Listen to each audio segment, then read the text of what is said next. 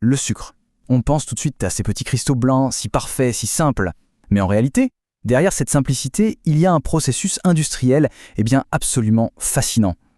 Aujourd'hui, on va décortiquer ensemble ce voyage incroyable. Comment on passe d'une modeste racine de betterave au sucre qu'on a tous dans nos placards. Allez, c'est parti. Oui, c'est vraiment la grande question. Comment est-ce possible de transformer cette racine, couverte de terre, en un des produits les plus purs qu'on puisse trouver dans l'agroalimentaire? Ce n'est pas de la magie, non, c'est un mélange hyper ingénieux de mécanique, de chimie et de physique, un savoir-faire qui a été perfectionné pendant plus d'un siècle. Alors il faut bien voir une chose, la fabrication du sucre, ce n'est pas une recette qui n'a jamais bougé, loin de là. Dans les années 50, c'était simple. L'obsession, c'était de produire, produire, produire. Puis boum, choc pétrolier dans les années 70, et là tout le monde s'est mis à parler d'efficacité énergétique. Dans les années 90, le focus a changé pour la sécurité et la qualité, et aujourd'hui le grand enjeu, c'est l'environnement. L'idée, c'est de ne rien jeter et de valoriser absolument tous les coproduits. Voilà, on y est. Première étape, du champ à l'usine. Et là, le voyage commence direct avec un défi logistique, mais colossal. Faut s'imaginer, la betterave c'est saisonnier. À l'automne, des volumes gigantesques débarquent à l'usine.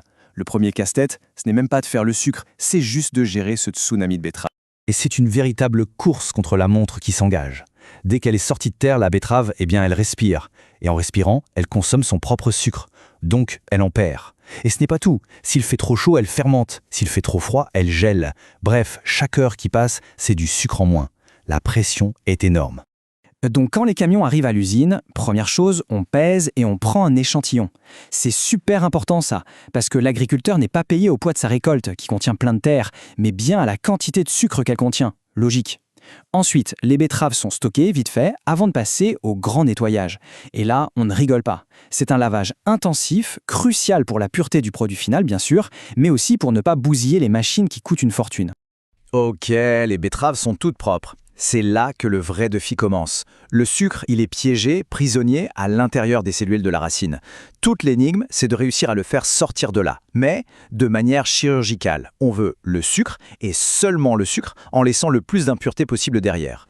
Là, on pourrait se dire, attendez, pourquoi se compliquer la vie? Pourquoi ne pas simplement les presser comme on le ferait pour faire du jus de pomme? C'est une bonne question. Et la réponse, c'est là que réside toute l'intelligence du procédé. Parce que si on se contentait de presser, ce serait un carnage. On ferait tout exploser, les cellules, tout. Et on libérerait non seulement le sucre, mais aussi une avalanche d'impuretés, ce qu'on appelle les non-sucres. Pensez à des sels, des protéines, des pectines. On obtiendrait une sorte de bouillabaisse impossible à purifier. Non, la méthode choisie, la diffusion, est beaucoup, beaucoup plus élégante.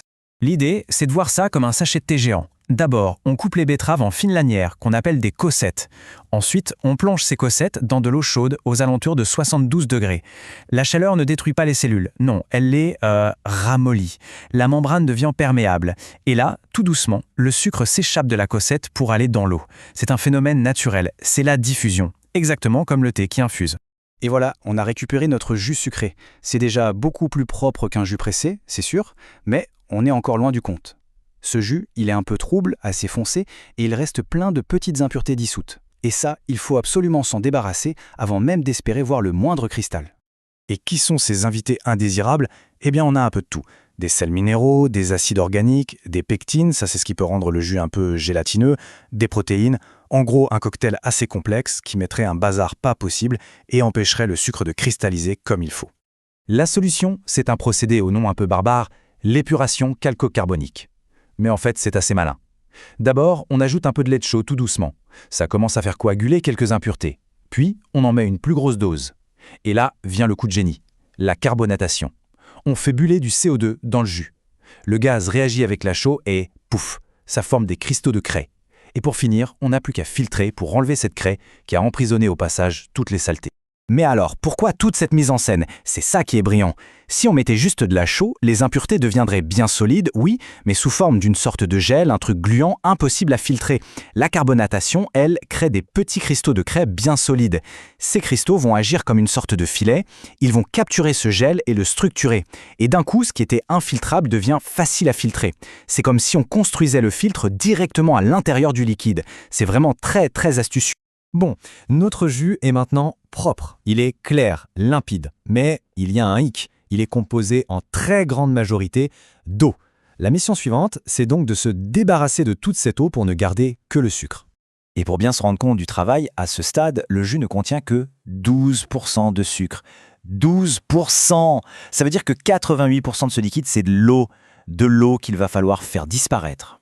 Alors on pourrait juste chauffer une énorme marmite et attendre que l'eau s'évapore, mais énergétiquement, ce serait un désastre absolu. Du coup, l'industrie a mis au point un système hyper efficace, l'évaporation à multiples effets. Le principe est simple, on chauffe un premier évaporateur. La vapeur d'eau qui s'en dégage, au lieu de la perdre, on la récupère et on s'en sert pour chauffer un deuxième évaporateur. Et ainsi de suite sur plusieurs étages. On recycle l'énergie en cascade, c'est brillant. Le résultat, il est juste spectaculaire. On part d'un jus à 12% de sucre et on arrive à un sirop très épais, très visqueux, qui en contient près de 70%. Presque toute l'eau a disparu. On arrive maintenant à l'étape reine, le moment magique. C'est l'étape la plus délicate, la plus technique de tout le processus, la cristallisation. C'est là qu'on va enfin passer du liquide au solide et transformer ce sirop en de vrais cristaux. C'est un travail de haute précision, une sorte d'horlogerie chimique. Pour comprendre ce qui se passe, il faut parler d'un concept clé, la sursaturation. C'est un peu comme si on forçait le sirop à garder en lui plus de sucre dissous qu'il n'en est capable normalement. On le pousse dans ses retranchements. Ça crée un état très instable, un équilibre fragile. Et c'est justement de cette instabilité que vont naître les cristaux. Et tout le jeu pour les ingénieurs, c'est de jongler entre 3 zones. Il y a la zone labile, là c'est le chaos total. Des cristaux apparaissent de partout de façon incontrôlée, à éviter absolument. Et puis il y a la zone idéale, la zone métastable. C'est la zone de contrôle. Ici, rien ne se passe spontanément. Mais si on introduit des cristaux existants, alors ils vont se mettre à grossir, tranquillement, de façon parfaitement maîtrisée. C'est là qu'on veut être. Alors, comment ça marche en pratique? C'est un processus par l'eau. On amène le sirop dans cette fameuse zone métastable. Une fois qu'il est prêt, on l'ensemence. On lui jette une petite quantité de sucre en poudre très fine. Ces grains vont servir de germes.